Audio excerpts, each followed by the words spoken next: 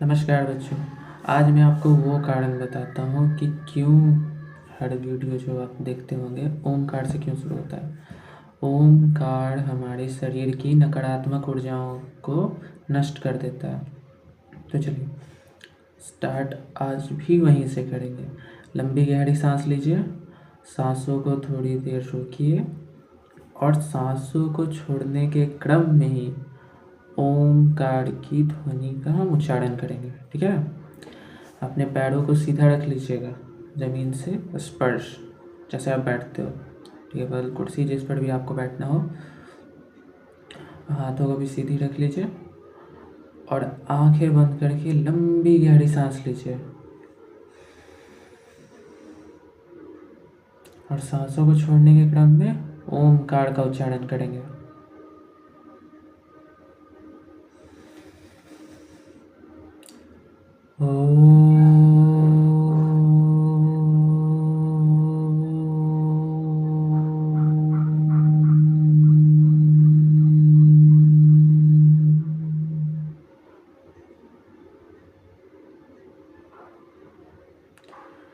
धीरे धीरे अपनी आंखों को खोलिएगा और फिर अब जो आप संस्कृत पढ़ रहे हैं तो सरस्वती वंदना भी आपको आनी चाहिए। अब त्वमी व माता तो आप सभी लोग जानते ही हैं, लेकिन जो मैं आपको बताने जा रहा हूँ हो सकता है आपने अभी तक ना सुना हो। आप लोग स्क्रीन से देख कर पढ़िए और चूँकि हमें भी अभी पूरी तरह से याद नहीं है तो हम भी पढ़ते हैं। ठीक है, मेरे साथ उच्चारण करने की कोशिश कीजिए। या कुन्देतु तुषारहार धवला या शुभ्रवस्त्रावृता या वीणावरदण्डमण्डितकरा या श्वेतपद्मासना या ब्रह्माच्युतशङ्करप्रभृतिभिः देवैः सदा वन्दिता सा मां पातु सरस्वती भगवती निशेषजाड्यापहा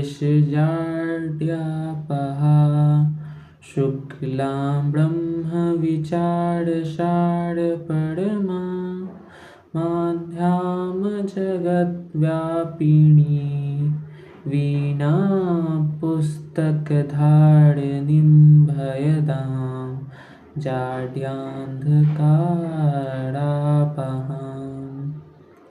हस्ते स्फटिकमालिकां विद्यति पद्मशने संस्थितां वन्दे तां परमेश्वरी भगवती बुद्धिप्रदां शारदां बुद्धिप्रदां शारदां बुद्धिप्रदां शारदां।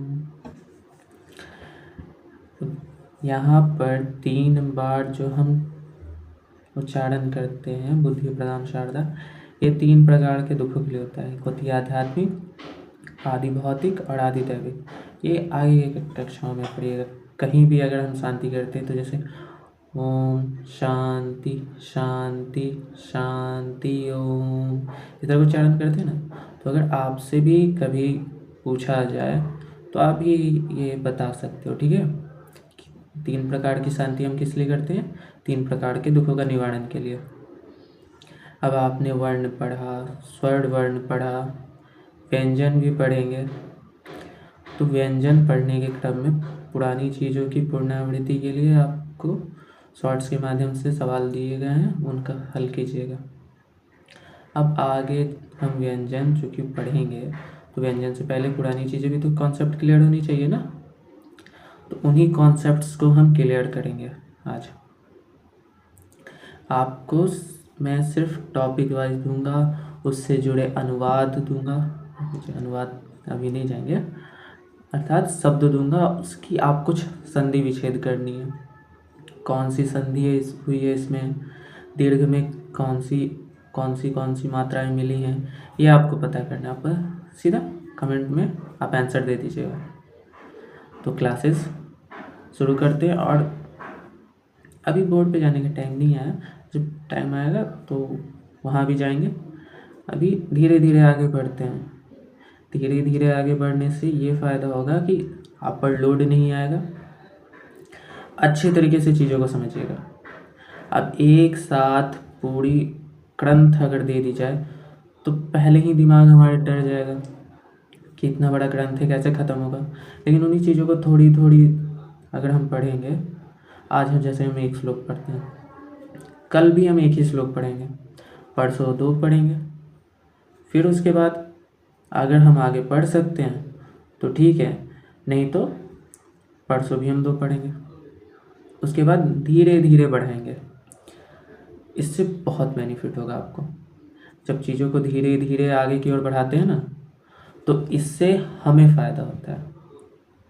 हमारे मन मस्तिष्क पे भी ज़्यादा असर नहीं होता। और ग्रामर से आपसे 60 नंबर के क्वेश्चन पूछे जाते हैं, ठीक है, ऑब्जेक्टिव वाइज, सब्जेक्टिव वाइज। और ग्रामर सिर्फ यहाँ के लिए इम्पोर्टेंट नहीं है, हिंदी में भी आपको पूछा जाएगा। हिंदी में भी संधि विच्छेद है आपकी, उच्चारण स्थान वहाँ भी है आपका, ठीक है। अगर हिंदी से रिलेटेड कोई भी पोएम समझने में दिक्कत आ रही होगी आप लोगों को, क्लास 10th 12th किसी भी प्रकार की, क्योंकि पोएम कैसा कॉन्सेप्ट है ना, अब जैसे उषा का है, उषा का आप लोगों से अक्सर पूछ लिया जाता है कि जब जो कवि हैं वो सूर्य के ऊपर जो बादल है उसे किस प्रकार से वर्णन किया है, ये क्वेश्चन आपका यहाँ से हो गया। फिर एक आपकी छपै की है ना, छपै के द्वारा जो लिखित है आपकी, प्रतिभत कटक कटिले केते काती काटी, प्रतिभासी किलकी कले उदेते काल को, है ना। तो ये जो हार्ड होते हैं ना, हमारे दिमाग में छप जाते हैं उनके निरंतर अभ्यास करने से। तो चीज़ों का अभ्यास करना बहुत ज़रूरी होता है। अब हमने एक बार पढ़ लिया, फिर उसको अच्छे तरीके से बंद कर दिया हमने, हो गया, तो समझ में नहीं आएगा।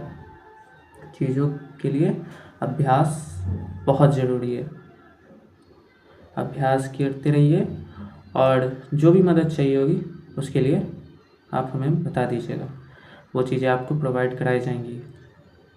अब देखिए, हर जगह अब आप लोग क्रैश कोर्स के पीछे भागिएगा, तो क्रैश कोर्स से पीछे भागने से बेहतर है कि जो हमने पढ़ा है उसे सेल्फ रिवीजन करें, ठीक है। नाम बदल देने से चीज़ें नहीं बदलती, पढ़ाई आपको वही चीज़ पढ़ाया जाता है, चीज़ें संक्षिप्त कर दी जाती हैं।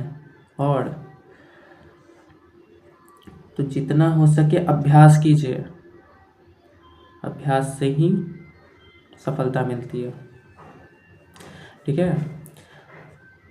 अब आप लोग क्वेश्चंस पढ़िए, मैं आपको क्वेश्चन दे रहा हूँ और हर एक बच्चा उन सभी क्वेश्चंस को हल करेंगे। अगर नहीं हल होता है तो ज़्यादा कुछ नहीं आपको करना है, बस कमेंट में क्वेश्चन मार्क दे देना, उसे समझाना हमारा काम है, ठीक है। और किस जगह आपको दिक्कत आई है वो जगह भी डोनेट कर दीजिएगा, ठीक है। इसके अलावा और भी कोई समस्या आती है तो आप बता सकते हो। अगर आपको संस्कृत की पुस्तकें पढ़नी होंगी ग्रामर के अलावा तो वो आप बता सकते हो, लेकिन जनरली कहीं ना कहीं तो आप पढ़ ही रहे होगे, ग्रामर की ही तलाश में आए होंगे ना यूट्यूब पर, तो ग्रामर का बेसिक्स हम क्लियर करते जाते हैं। चलिए तो स्टार्ट करते हैं अपने क्वेश्चंस को। चलिए सब लोग तैयार। अब आप लोग को जो मैंने आप लोग को उदाहरण दिए थे उसी से पहले स्टार्ट करते हैं।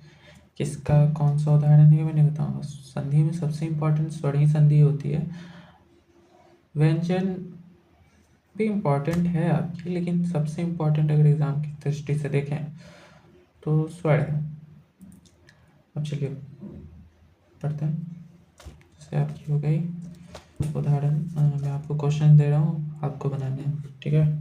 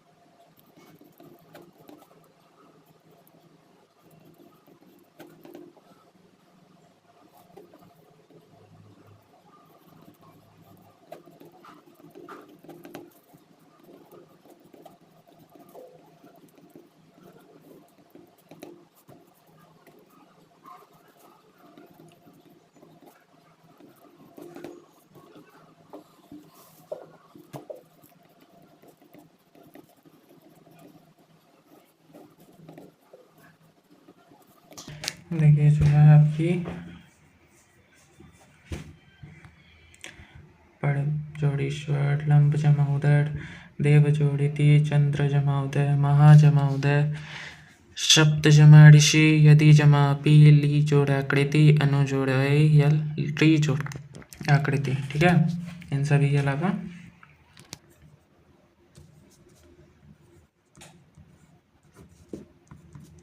श जोड़ अनम,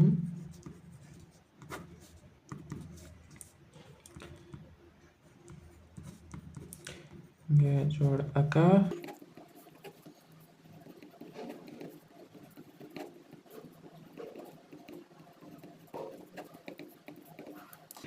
ये सारे क्वेश्चंस देख लीजिए।